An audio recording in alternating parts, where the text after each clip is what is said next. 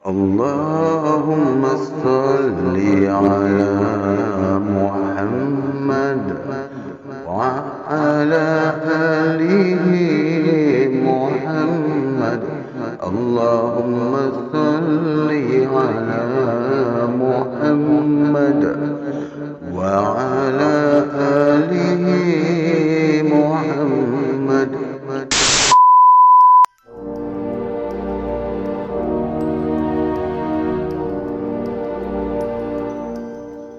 Bila Datuk merasakan tidak ada hal-hal yang perlu dilakukannya, dia pun mengajak kami pulang.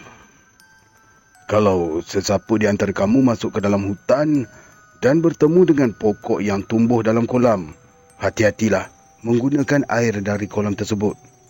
Sambil menggeliat, Datuk berkata begitu kepada saya. Kenapa tu?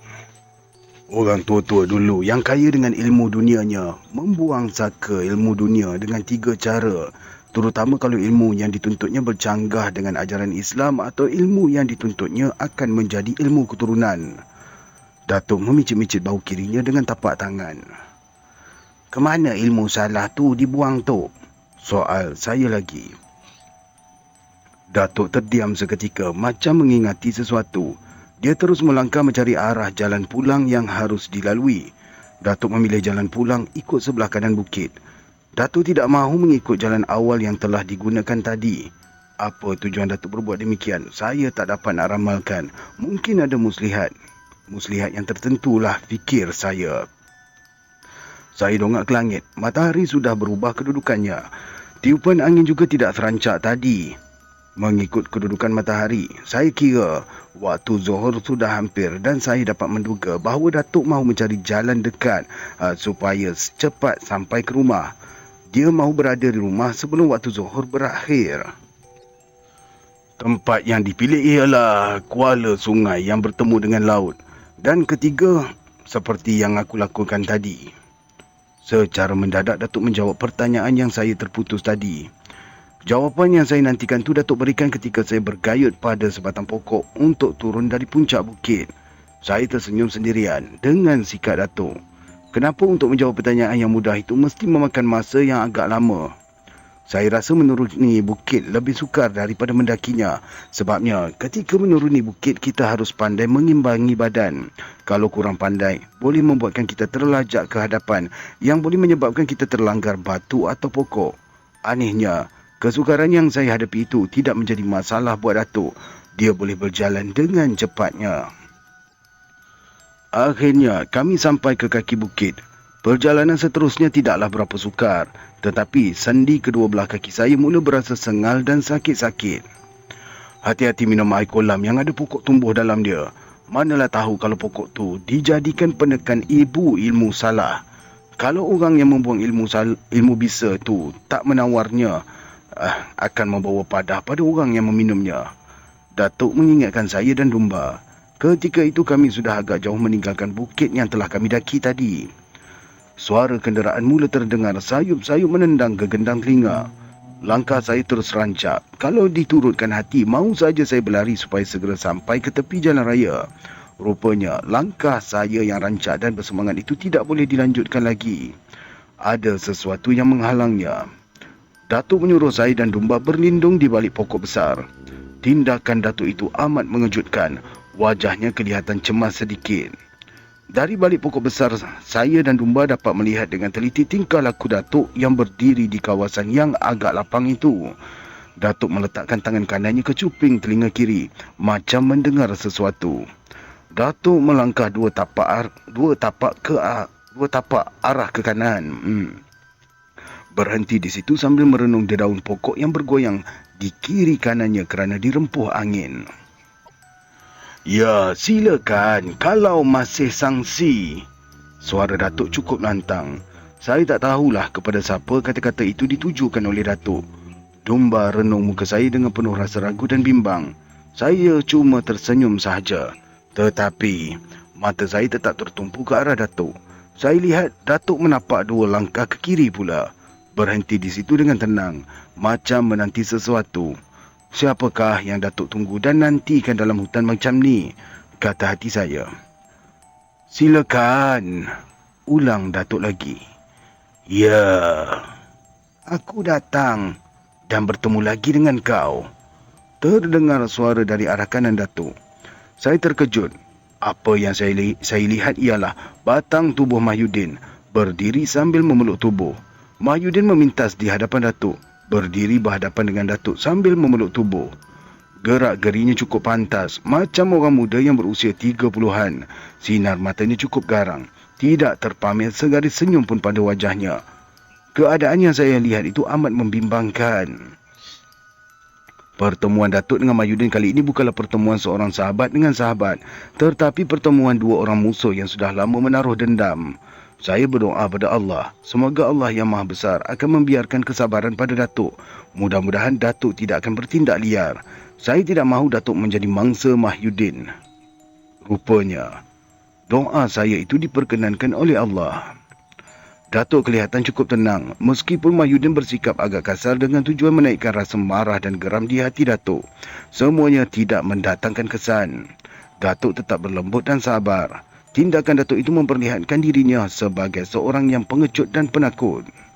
Satu hal yang pasti, meskipun Datuk mengalah, dia tetap berjaga-jaga. Setiap langkah Mahyudin bagaikan sudah dibacanya terlebih dahulu. Kau ni bersubahat. Kau melindungi domba si manusia pembunuh, kata Mahyudin dengan nada suara yang keras. Badannya kelihatan menggeletar, matanya bertambah merah. Nanti dulu, biar aku terangkan keadaan sebenarnya. Sudah, kau menyimpan ibu santau itu di sini. Tidak Mahyudin, kau silap. Sudah, jangan berdusta. Manusia pura-pura, kau ni munafik. Mahyudin, kau dengar dulu. Sudahlah. Mata Mahyudin mula menentang biji mata Datuk untuk beberapa saat dengan harapan untuk menewaskan Datuk. Usaha itu gagal. Datuk masih macam keadaan biasa. Masih mampu melahirkan senyum untuk Mahyudin. Biarkan aku selesaikan domba di sini. Jangan pula kau cuba lindungi dia. Kalau kau berkeras, buruk padanya. Mahyudin melahirkan cita-citanya yang sebenar tanpa selindung lagi. Datuk meraba dahi luasnya berkali-kali. Memang Datuk berada dalam saat-saat yang paling genting sekali. Andainya Datuk tersalah langkah atau tersilap cakap, dirinya pasti akan terjerat. Datuk terus duduk bersila atas tanah. Saya kira tindakan Datuk itu tak kena pada tempatnya. Dia seolah-olah menyerahkan nyawanya pada Mahyudin. Betapa tidak, dengan sekali terkam bersama parang di lengan, leher Datuk akan putus. Anehnya, Mahyudin tidak menyerang Datuk. Dia membiarkan Datuk duduk dengan aman di atas tanah. Mungkin Mahyudin berpendapat bukanlah langkah ataupun prinsip seorang pendekar menyerang orang yang tidak melawan. Kemenangan yang diperoleh secara itu bukanlah satu kemenangan yang terpuji, tapi satu kemenangan yang keji. Datuk masih lagi duduk bersila. Perasaannya berperang sama sendiri. Apakah wajar dia menyerahkan domba pada Mahyudin begitu saja? Memang, kalau dia mahu mencari jalan senang, serahkan domba pada Mahyudin. Habis cerita dan mereka tidak akan bermusuh. Tetapi, cara itu bukanlah satu cara yang baik. Apalah untungnya menyerahkan orang yang sudah insaf atas perbuatannya yang lalu pada musuh ketatnya. Membunuh manusia yang seagama kerana dendam bukanlah ajaran agama Islam. Orang yang sudah insaf itu harus diberikan kesempatan membetulkan dirinya. Siapalah tahu, orang yang sudah insaf atas perbuatannya itu akan menjadi manusia yang baik dan berguna pada bangsa dan agama. Semua persoalan itu menghantui diri Datuk. Dia harus memberi satu keputusan yang tegas. Dia juga harus menanggung sebarang akibat dari keputusan yang dibuatnya. Tiba-tiba, Datuk melompat dan berdiri kembali. Kali ini tidak ada senyum yang terpancar di wajahnya. Datuk kelihatan begitu serius memandang wajah Mahyudin. Tidak. Domba dalam pelindungan aku. Dia harus diberi kesempatan untuk membetulkan diri dia, kata Datuk sambil melipat lengan bajunya hingga ke paras siku. Mahyudin kelihatan tergamam dengan tindakan Datuk itu. Tak apa, balas Mahyudin. Dia mula mengangkat kedua belah tangannya ke hadapan. Sepasang kakinya mula bergerak memijak pokok-pokok kecil. Mahyudin kelihatan menggigil dan wajahnya nampak merah. Mahyudin sudah naik angin. Kemarahannya sudah tidak dapat ditahan-tahan lagi. Dia membuka silat sambil mematah-matahkan pokok-pokok yang tumbuh liar di kiri kanannya. Melihat rentak dan bunga silat yang dihasilkan oleh Mahyudin itu, Datuk menduga Mahyudin bukanlah orang sembarangan.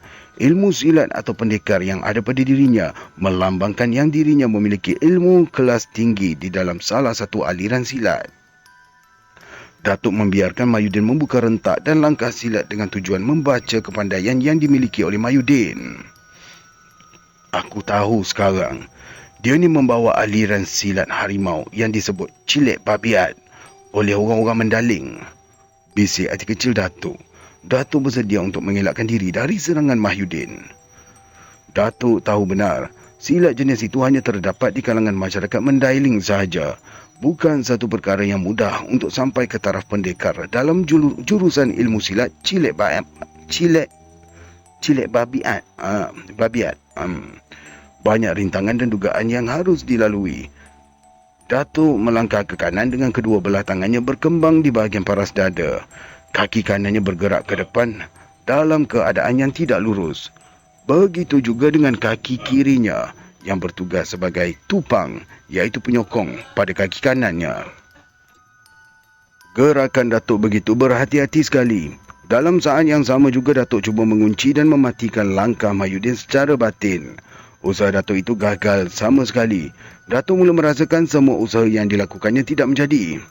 Datuk berada di dalam keadaan yang agak sukar. Sebagai manusia yang tidak mengenal erti putus asa, Datuk terus berusaha sambil berdoa supaya segala usahanya direstui oleh Allah. Datuk tak mahu menyerahkan begitu sahaja pada Mahyudin. Datuk juga sedar orang-orang yang tinggi pengetahuannya dalam ilmu silat Cilek Babiat ni, iaitu silat harimau, dalam waktu tertentu akan bertukar menjadi seekor harimau yang ganas. Datuk tahu Mahyudin boleh melakukan perkara demikian sekiranya dia terdesak. Sebelum terjadi, aku mesti hati-hati. Cara yang paling baik menimbulkan kemarahannya supaya dia jadi harimau. Datuk membuat keputusan dengan langkah silatnya yang teratur itu. Sambil mempertahankan diri, Datuk terus mencari akal bagaimana mahu menimbulkan kemarahan yang meruap-ruap dalam diri Mahyudin. Datuk terus mendongakkan kepalanya ke langit melihat matahari yang kedudukannya sudah agak condong ke barat. Angin juga bertiup dalam keadaan yang lemah. Kerana kedudukan matahari sudah condong membuatkan pokok-pokok atau manusia yang kena panahan matahari itu mencipta bayang-bayang di bumi. Sumpahan atau pantang pada orang-orang yang menuntut ilmu silat Cilek Babiat atau silat harimau bila pihak musuh menindih bayangnya. Datuk tahu benar tentang pantang larang itu. Dia mahu mengambil kesempatan dari pantang larang itu. Di bawah hembusan angin hutan yang lemah itu, Datuk melompat dan menerkam ke arah Mahyudin hingga bayang-bayang Datuk dapat menindih bayang-bayang Mahyudin.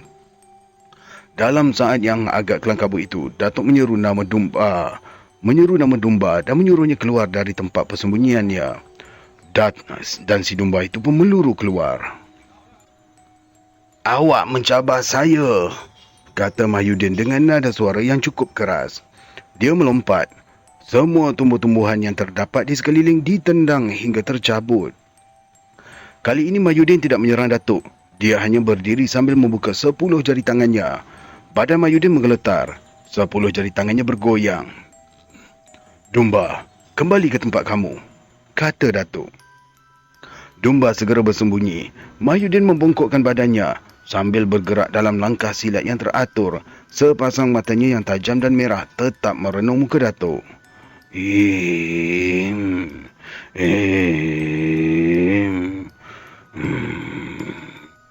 Jerit Mahyudin. Dan Datuk saya lihat tersandar di perdu pokok besar, seolah-olah bahagian dadanya ditendang oleh sesuatu. Datuk terus bertahan di situ. Gerak-geri Datuk terasa amat lemah. Mahyudin dengan perlahan-lahan rapat ke arah Datuk sambil mengembangkan 10 jari tangannya. Jejari itu bergerak-gerak bagaikan mahu mengoyak kulit dada Datuk yang tersandar di perdu pokok besar itu. Datuk masih lagi bertenang. Mata Datuk tetap mengawasi langkah kaki Mahyudin yang bergerak setapak dalam langkah silat harimau. Tiba-tiba, Mahyudin memberhentikan gerakan langkahnya. Dia merenung muka Datuk dengan tepat sekali. Datuk terus menentang mata Mahyudin yang kelihatan berkaca-kaca bersama-sama dengan urat mata yang merah. Datuk kelihatan seperti orang lemas. Mahyudin terus merendahkan badannya, kemudian bangun secara perlahan-lahan. Ketika itu, saya mula nampak perubahan yang aneh terjadi pada diri Mahyudin, terutama bentuk wajah dan kepalanya bertukar seakan-akan wajah harimau. Bulu yang halus berwarna merah kekuning-kuningan tumbuh di wajahnya. Rambutnya juga berwarna demikian. Bulu yang berwarna merah kekuning-kuningan itu terus merayap ke leher, ke lengan hingga ke seluruh badannya. Bentuk asal Mahyudin sudah hilang sama sekali. Dari hujung 10 jari tangannya pula muncul kuku tajam yang meruncing macam kuku harimau. Kekuatan Mahyudin juga kelihatan bertambah seperti kekuatan seekor harimau jantan. Saya mengurut dada beberapa kali. Kasihan melihat Datuk yang tidak boleh bergerak itu. Dan sebenarnya Datuk masih boleh meninggalkan perdu pokok besar itu jika dia mahu berbuat demikian. Anehnya, kenapa Datuk tak mahu menyelamatkan dirinya yang berada dalam bahaya itu? Timbul pertanyaan dalam diri saya. Dalam kepayahan itu, saya lihat Datuk tidak mengalihkan wajah dan matanya dari merenung wajah Mahyudin yang bertubuh harimau itu. Mulut Datuk kelihatan bergerak-gerak. Tentunya Datuk membacakan sesuatu. Mahyudin yang sudah menjadi harimau itu terus marah sambil cuba mencakar wajah Datuk. Saya terkejut. Mahyudin berhenti merapati Datuk. Dia terpaku di situ. Sinar matanya yang garang tiba-tiba menjadi layu. Walaupun Mahyudin tidak melangkah, mata Datuk tetap merenung wajah Mahyudin yang kelihatan mula bertukar kepada wajah asalnya. Mahyudin terpacak di situ dengan nafas yang tercungap-cungap. Bila Datuk merasakan yang dirinya berada dalam keadaan yang selamat, barulah Datuk bergerak dari pangkal pokok besar itu. Datuk terus menghampiri Mahyudin. Dia mengulurkan tangan sambil berselawat sebanyak 3 kali. Huluran tangan Datuk itu disambut oleh Mahyudin. Masa berjabat tangan itu, Datuk dan Mahyudin mengucapkan 2 kalimah syahadah dengan jelas. Kita orang Islam tak ada permusuhan dan dendam sesama orang Islam. Setiap orang Islam adalah bersaudara. Bila 2 orang Islam bergaduh, tempatnya ialah neraka. Sama ada yang membunuh ataupun terbunuh. Dengan mendadak Mahyudin bersuara. Tekanan suaranya agak lemah kepenatan. Saya lihat Mahyudin seperti mengalami sesuatu. Dia kelihatan susah bernafas macam orang kelemasan. Mahyudin terus duduk atas tanah. Bertenang Mahyudin, bertenang.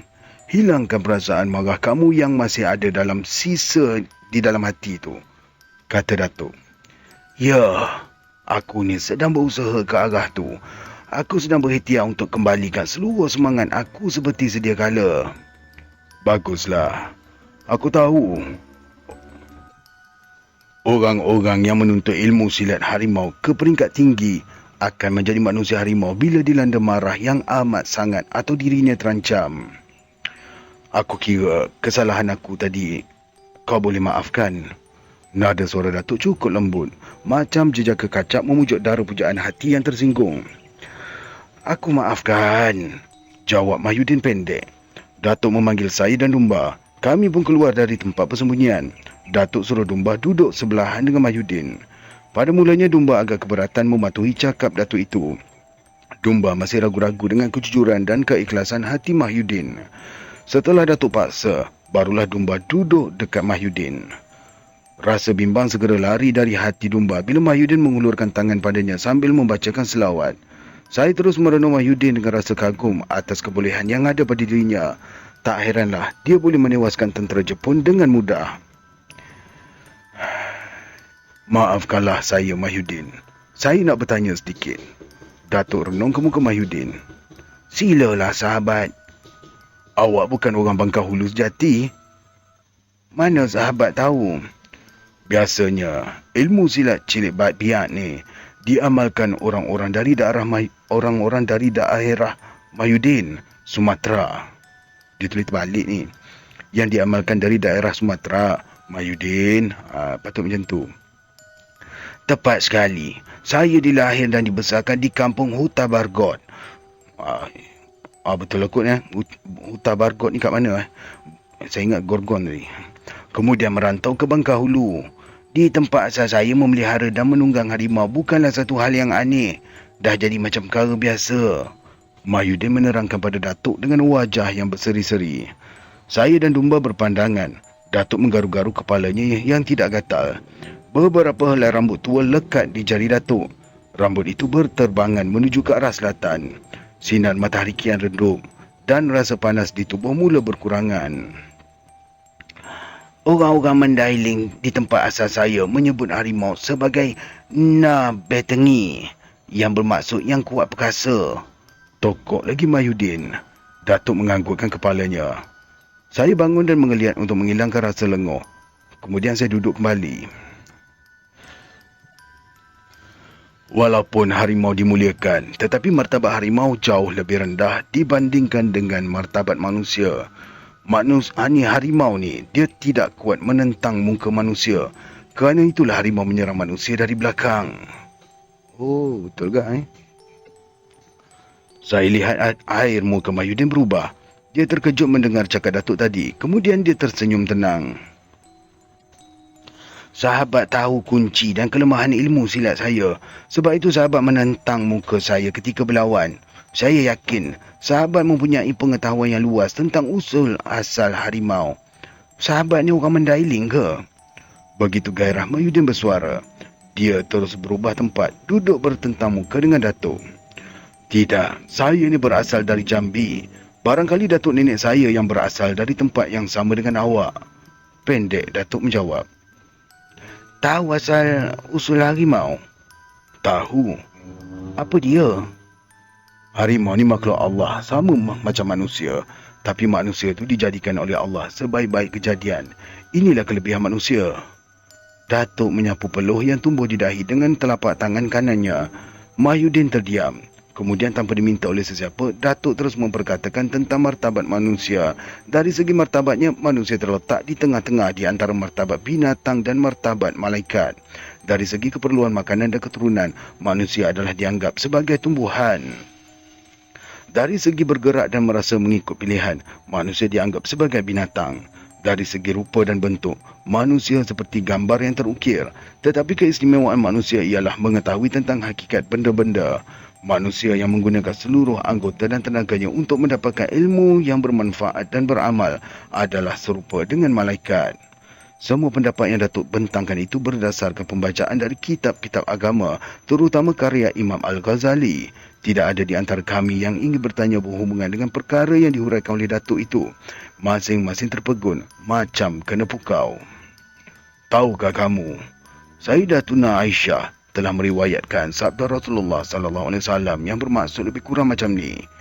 Manusia tu kedua matanya sebagai petunjuk, kedua telinganya sebagai corong, lidahnya sebagai jurubahasa, kedua tangannya sebagai sayap, kedua kakinya sebagai pembawa utusan dan hatinya sebagai raja. Jika raja itu baik, maka baiklah tentera-tenteranya. Sambung Datuk lagi sambil bangun. Datuk merenung ke arah Mahyudin dan Dumba yang sedang meraba-raba dagu masing-masing. Datuk mengeliat untuk menghilangkan rasa lenguh. Aku harap janganlah ada di antara kamu yang bertanya perbezaan martabat binatang dengan manusia. Tambah Datuk. Kemudian Datuk mencadangkan supaya kami pulang ke rumah. Cadangan Datuk itu tidak mendapat sebarang bangkangan. Kami pun mula menampak meninggalkan kawasan tersebut. Satu perkara yang amat menyenangkan hati saya dalam perjalanan pulang atas sikap ramah yang diperlihatkan oleh Mahyudin. Dia terus bercerita tentang manusia dan harimau. Di tempat saya, orang-orang yang memelihara harimau ataupun manusia harimau ataupun dikira sebagai manusia yang berilmu tinggi, biasanya tak banyak cakap, selalu merendah diri, kata Mahyudin memulakan kisahnya di bawah sinar matahari yang tidak berapa garang. Saya berusaha dengan seboleh-bolehnya supaya berada dekatnya untuk mendengar cerita. Akibat terlalu gairah mahu mendengar cerita dari Mahyudin, saya terlanggarkan batang buruk hingga terjatuh 2-3 kali. Datuk tersenyum sahaja melihat telatah saya yang agak lucu itu. Semua pokok-pokok kecil saya langgar tanpa menghitung atau mengira yang diri saya akan sakit dibidas oleh pokok-pokok yang saya rempuh itu.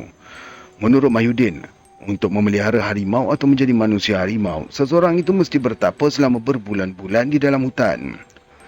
Setelah bertapa berbulan-bulan, berjaya mengatasi segala cubaan dan dugaan, seekor harimau akan mendekati si petapa dan menyerahkan diri.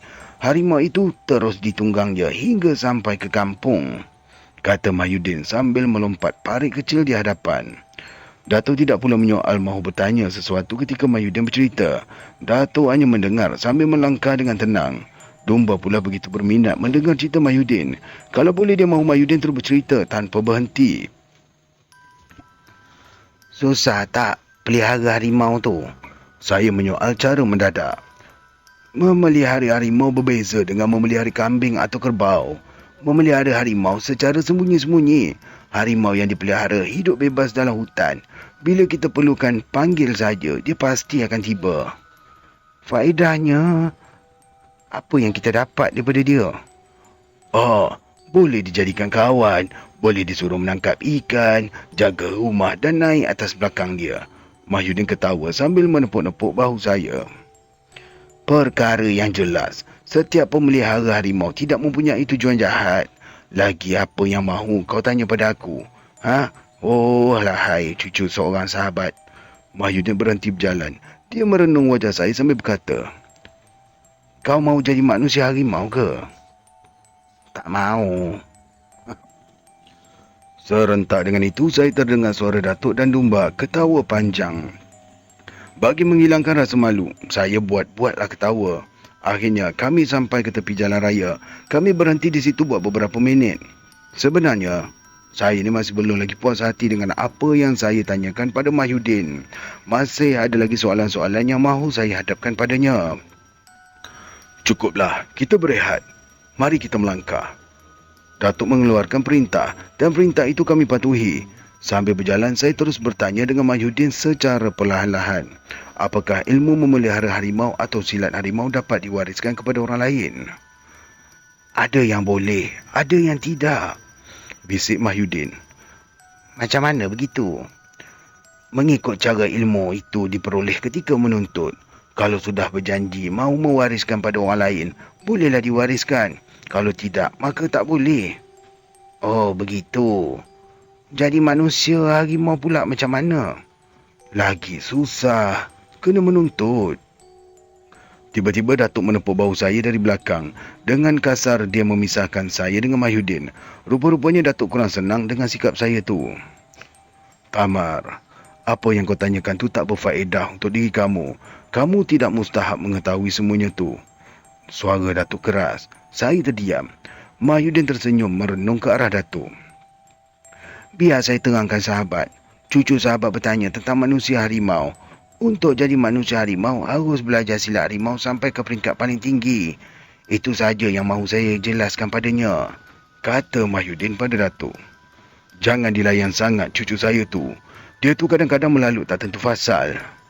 Tak apa, dia sekadar bertanya. Mahyudin segera menarik saya ke hadapan. Saya dan Mahyudin berjalan bersaingan. Datuk berjalan di belakang kami. Saya merasa bertuah kerana Datuk tidak menolak permintaan Mahyudin. Di kampung saya, di kampung asal saya tu memang ada orang yang mewariskan harimau peliharaan umpamanya dari ayah ke anak hingga ke cucu cicitnya. Kerana tu di kawasan kebun penduduk di sana selalu ditemui harimau yang dah tua berkeliaran dalam keadaan kakinya yang pincang.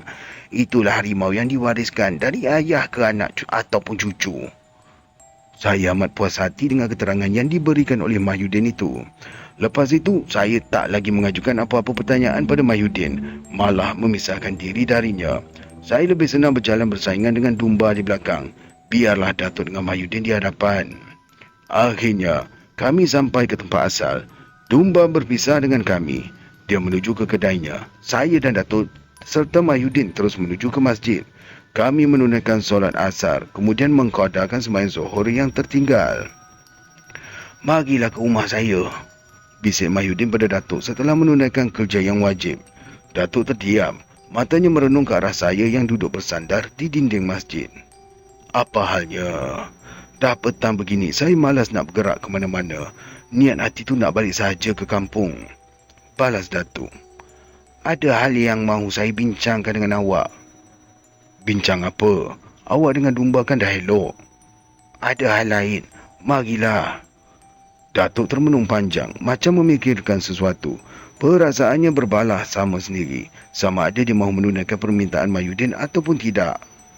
Datuk terus melangkah menuju ke pintu masjid dengan diikuti oleh Mahyudin. Mereka berhenti di situ, merenung ke halaman masjid yang lapang. Mereka tidak bercakap walau sepatah apapun.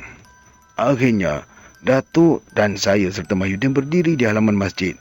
Saya terasa lapang kerana angin petang yang bertiup waktu itu memberikan rasa sekar pada diri saya. Macam mana? Boleh pergi rumah saya tak?